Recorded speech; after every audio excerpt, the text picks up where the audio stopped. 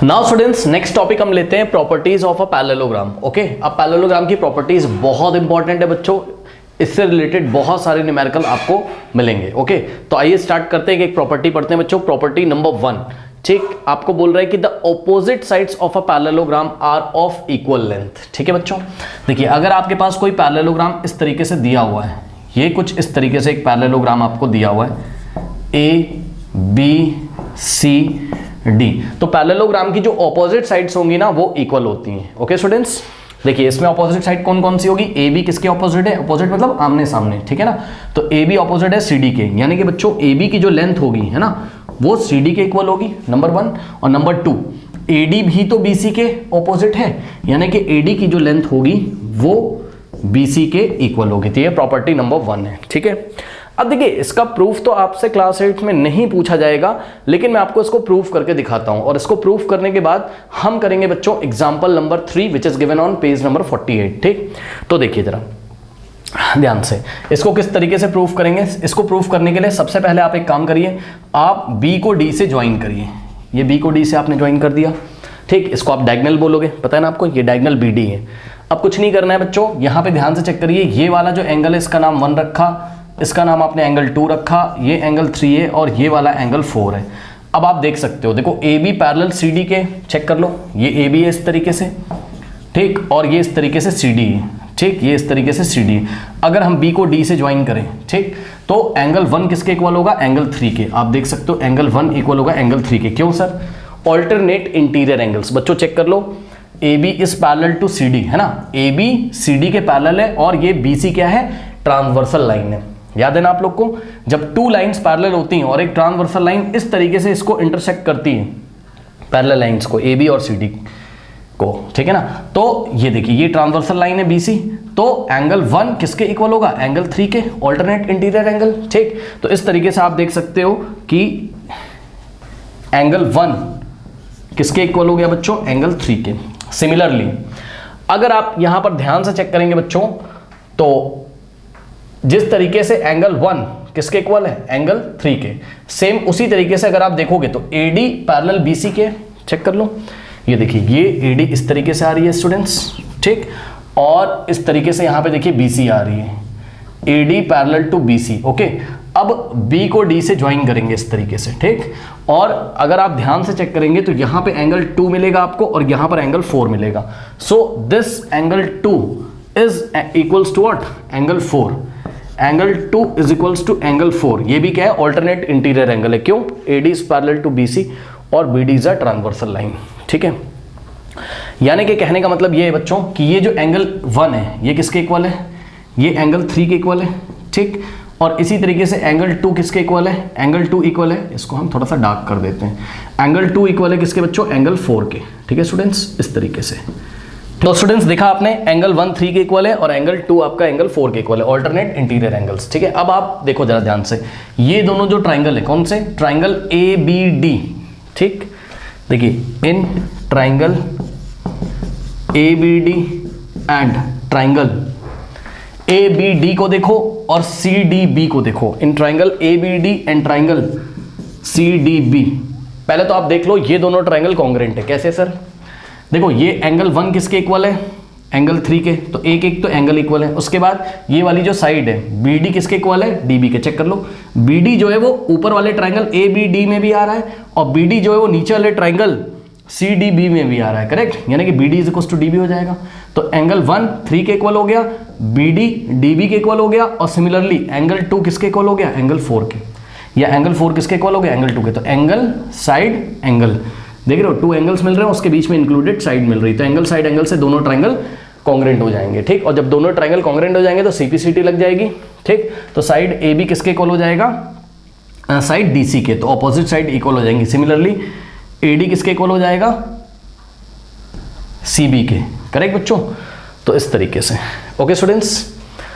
सो proof आपको नहीं करना है, शायद कुछ टीचर्स इस वीडियो को देख रहे होंगे, ठीक है, क्योंकि NCERT में दिया हुआ है तो मैं आपको पढ़ा दे रहा हूं। ओके स्टूडेंट्स, तो देखिए जरा किस तरीके से करेंगे, triangle ABD and triangle CDB में, अब चेक करो, ABD में angle ABD, angle ABD is equals to triangle CDB में, देखिए सी डी बी में एंगल सी डी बी के इक्वल है, एंगल सी डी बी के इक्वल है। अब देखो ट्राइंगल ए बी डी में साइड बी डी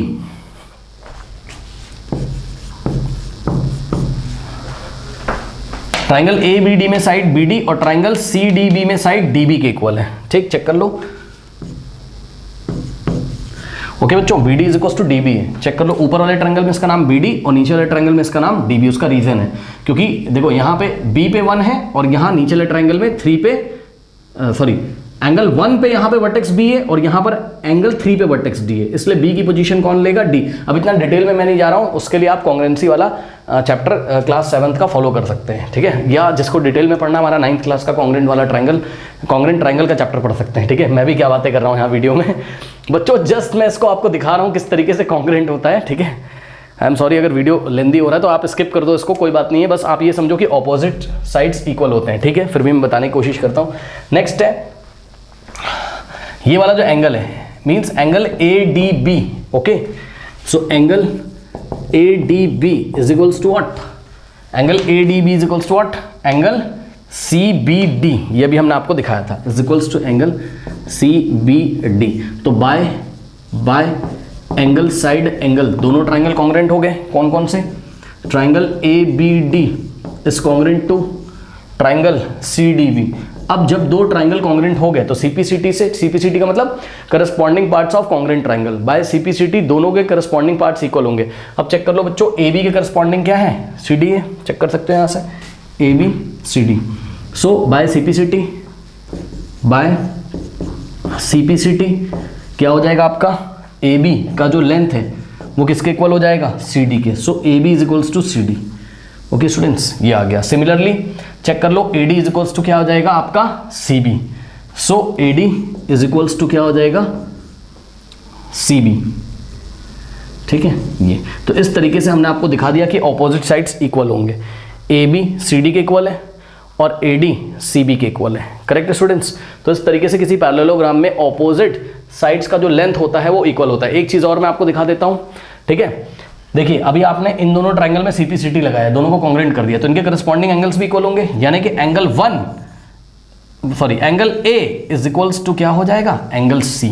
इस बात का भी ध्यान रखना, मतलब ऑपोजिट एंगल भी इक्वल होते हैं, पैरेललोग्राम के ऑपोजिट एंगल भी इक्वल होते हैं। ये नेक्स्ट प्रॉपर्टी अभी हम आपको पढ़ाएंगे, परेशान ना हो, बस मैं आपको फील करा रहा था कि भाई अगर ये दोनों ट्राइंगल कॉन्ग्रुएंट हो गए तो सीपीसीटी से एंगल ए किसके इक्वल होगा, एंगल सी के। एंगल ए किसके इक्वल होगा, एंगल सी के। एंड सिमिलरली अगर हमारा फिगर ऐसा इन्होंने दिया था ए बी सी डी, है ना, और अगर हम ए सी डायगोनल ड्रॉ करेंगे तो हम ये ऊपर वाला ट्राइंगल ए बी सी और नीचे वाला ट्राइंगल सी डी ए, इनको कॉन्ग्रुएंट करेंगे तो सीपीसीटी से एंगल बी किसके इक्वल आ जाएगा, एंगल डी के। So angle B is equal to angle D. आपको इतना टेंशन नहीं लेना है क्लास 8 में, ये सब हम 9th क्लास में दोबारा करेंगे। आपको बस सिंपल याद रखना है, किसी पैरेललोग्राम में ऑपोजिट साइड तो इक्वल होते ही होते हैं, यानी कि ए बी की लेंथ सी डी के इक्वल होगी, ए डी की लेंथ सी बी के इक्वल होगी या बी सी के इक्वल होगी, ठीक। ऑपोजिट साइड्स के लेंथ तो इक्वल होते हैं, साथ में ऑपोजिट एंगल भी इक्वल होते हैं, मतलब एंगल ए एंगल सी के इक्वल होगा, ठीक, और एंगल बी आपका बच्चों एंगल डी के इक्वल होगा, ठीक है। इसको आप लोग नोट कर लीजिए।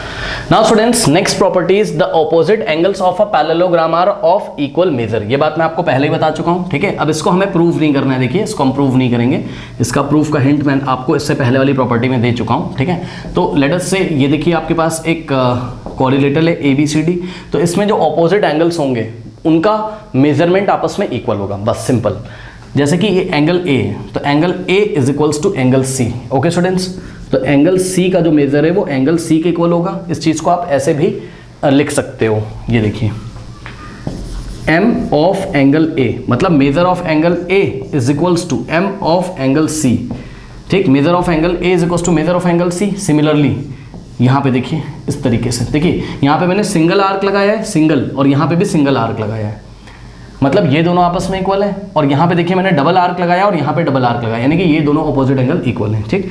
यानी कि measure of angle B is equals to measure of angle D, okay students, ये हो गया।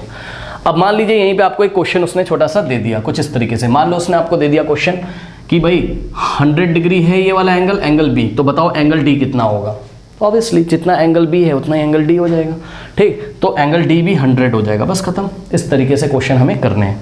अब एंगल सी बच्चों उसने आपको 80 डिग्री दे दिया, करेक्ट। तो एंगल सी जितना होगा उतना ही एंगल ए होगा, यानी कि एंगल ए भी कितना होगा 80 डिग्री, बस फिनिश, ठीक है। अच्छा, तो ये हो गया, ठीक है स्टूडेंट्स। तो वो जो न्यू प्रॉपर्टी है कॉपी में नोट लगाएं, the adjacent angles in a parallelogram are supplementary. अब इस बात का क्या मतलब है, इसको एग्जांपल से समझते हैं, ध्यान से चेक करिए बच्चों। The adjacent angles in a parallelogram are supplementary, मतलब समझो ये ए है, ठीक, ये बी है, यहाँ पर बच्चों ये सी है और यहाँ पर ये डी है, ठीक। तो एडजेसेंट एंगल जो होंगे किसी पैरेललोग्राम में वो सप्लीमेंट्री होंगे। सप्लीमेंट्री मतलब एडजेसेंट एंगल्स का सम 180 डिग्री होगा। सप्लीमेंट्री कैसे एंगल्स होते हैं, ऐसे दो एंगल, ऐसे टू एंगल्स जिनका सम कितना होता है 180 डिग्री होता है, उसको हम क्या बोलते हैं, सप्लीमेंट्री एंगल बोलते हैं। ओके स्टूडेंट्स, नाउ अब ध्यान दें, ये पैरेललोग्राम है, इसमें एडजेसेंट एंगल कौन सा है? क्या आप एडजेसेंट एंगल की डेफिनेशन भूल चुके हो? एडजेसेंट एंगल्स ऐसे एंगल्स होते हैं जो एक ही साइड के एंड पॉइंट्स पे आते हैं। कोई एक साइड सेलेक्ट कर लो, ठीक। मान लीजिए आपने ए बी सेलेक्ट कर लिया। अब ए बी के एंड कौन कौन से हैं? ए बी के एंड हैं बी और ए। तो साइड ए बी के एंड्स पे जो एंगल होंगे उसको हम एडजेसेंट एंगल बोलते हैं। तो ए बी के एंड पे कौन कौन है? ए है और दूसरा एंगल कौन सा है? बी है। बस एंगल ए और एंगल बी एडजेसेंट एंगल होंगे, ठीक है। और एडजेसेंट एंगल का जो सम होगा वो 180 होगा, यानी कि एंगल ए और plus angle B is equals to 180। पहले तो आप इसको याद कर लो, ठीक है स्टूडेंट्स। अब देखिए, मान लीजिए मैंने BC सेलेक्ट किया, ठीक। तो साइड BC के एंड कौन कौन से हैं? B और C, ठीक। यानी कि एडजेसेंट एंगल कौन कौन से हो जाएंगे? एंगल C और एंगल B, ठीक। तो इस तरीके से एडजेसेंट एंगल हो गए एंगल B और एंगल C। तो एंगल B और एंगल C का भी सम कितना हो जाएगा? 180। सिमिलरली अगर मैंने साइड CD सेलेक्ट किया, ठीक है, साइड CD सेलेक्ट किया, तो CD साइड के एंड्स कौन कौन से हैं? C और D, यानी कि एंगल C और एंगल D का जो सम होगा, एंगल C और एंगल D का जो सम होगा वो भी 180 होगा। 180 का मतलब सप्लीमेंट्री, ठीक। अब अगर मैंने बच्चों साइड AD सेलेक्ट किया, तो एंगल A और एंगल D का जो सम होगा, एंगल A और एंगल D का जो सम होगा, क्योंकि एंगल A और एंगल D एडजेसेंट एंगल है ना, कौन सी साइड पे? AD साइड पे, ठीक। तो angle A plus angle D is equals to 180 degree. बस अब यही प्रॉपर्टी यहाँ पर लिखी हुई है, बच्चों पढ़ लीजिए। कह रहा है कि the adjacent angles in a parallelogram, किसी पैरेललोग्राम में जो एडजेसेंट एंगल्स होंगे वो क्या होंगे? सप्लीमेंट्री, मतलब उनका सम कितना होगा? 180 डिग्री। ओके बच्चों, पहले इसको फटाफट आप लोग नोट कर लीजिए। नाउ स्टूडेंट्स, नेक्स्ट प्रॉपर्टी हम देखते हैं, डायगोनल्स ऑफ अ पैरेललोग्राम के बारे में ये प्रॉपर्टी है, ठीक है ना। और इससे रिलेटेड एग्जांपल नंबर 6 को भी हम यहाँ पे आपको सॉल्व करके दिखाएंगे पेज नंबर 50 पे। तो बच्चों प्रॉपर्टी क्या है, सबसे पहले कॉपी में नोट डाउन करें, the diagonals of a parallelogram. ये शॉर्ट में लिखा है, पैरेललोग्राम जिनको नहीं पता है ऐसे लिखते हैं, 2 पैरेलल लाइन ड्रॉ करेंगे और GM लिख देंगे, ठीक है बच्चों। ये पैरेललोग्राम लिखने का शॉर्ट तरीका है, शॉर्ट मेथड है, ठीक है। तो चलिए, कह रहा है कि the diagonals of a parallelogram bisect each other at the point of intersection, ठीक है। मतलब जो डायगोनल्स होंगे पैरेललोग्राम के वो एक दूसरे को बाइसेक्ट करते हैं। बच्चों समझो जरा, बाइसेक्ट करने का मतलब है 2 इक्वल पार्ट्स में डिवाइड करते हैं। बाइसेक्ट करने का मतलब है 2 इक्वल पार्ट्स में डिवाइड करते हैं, बस इतनी सी बात है, ठीक। आइए हम आपको दिखाते हैं एग्जाम्पल से। यहाँ पर मान लीजिए कि बच्चों आपके पास कोई इस तरीके से एक पैरेललोग्राम है, लेट अस से ABCD। अब देखिए, इसका प्रूफ नहीं करना है। क्यों नहीं करना है? क्योंकि इसका प्रूफ हम 9th क्लास में करेंगे, तो मैं इसका प्रूफ नहीं करा रहा हूँ आपको, ओके। बस आपको डायरेक्टली ये प्रॉपर्टी लर्न करनी है। ये देखिए, ये AC डायगोनल है और ये आपका BD डायगोनल है, ठीक है स्टूडेंट्स। डायगोनल AC और डायगोनल BD पॉइंट O पे इंटरसेक्ट कर रहे हैं, इस पॉइंट पे, करेक्ट। अब यहाँ पे ध्यान से चेक करो बच्चों, ये जो डायगोनल है AC और BD ये बाइसेक्ट कर रहे हैं। बाइसेक्ट मतलब ये दोनों एक दूसरे को इक्वल पार्ट्स में डिवाइड कर रहे हैं। मतलब समझो, देखो, मतलब जैसे ही दोनों ने एक दूसरे को O पे इंटरसेक्ट किया तो OA की जितनी लेंथ है ना उतनी ही OC की लेंथ हो जाएगी। ये देखिए, OA is equals to OC, मैं लिख दे रहा हूँ, O से लेके A तक ये OA का लेंथ OC के इक्वल हो जाएगा। OA is equals to OC। Similarly OB is equals to, ये वाला O है, ठीक। OB की जो लेंथ है वो किसके इक्वल हो जाएगी? OD के। So OB is equals to OD। So OB is equals to OD। ये प्रॉपर्टी बच्चों पैरेललोग्राम की, ठीक है ना। अब और अच्छे से भी आपको ये वाले एग्जाम्पल से समझ में आएगा, बट फिर भी मैं यहाँ पे आपको एग्जाम्पल देना चाहता हूँ, अभी समझ में आ जाएगा। मान लो बच्चों OA की लेंथ कितनी है? OA की लेंथ है, मान लो बेटा 4 सेंटीमीटर। कितनी है? 4। तो पता है OC की भी लेंथ कितनी हो जाएगी? 4। और टोटल AC कितना हो जाएगा? 4 + 4, AC की लेंथ हो जाएगी 8। ये पूरा AC कितना हो जाएगा? 8। मान लो कि BO की लेंथ कितनी है 5 है, ठीक है बच्चे, तो OD की लेंथ भी कितनी हो जाएगी 5, और इस तरीके से पूरा जो BD है B से लेके D तक BD डायगोनल कितना हो जाएगा 5 + 5 10। आप देख सकते हो AC कितना हो जाएगा यहाँ पे 4 + 4 यानी कि 8, और पूरा BD कितना हो जाएगा BD = 5 + 5 यानी कि हो जाएगा 10, ठीक है, ये बात है।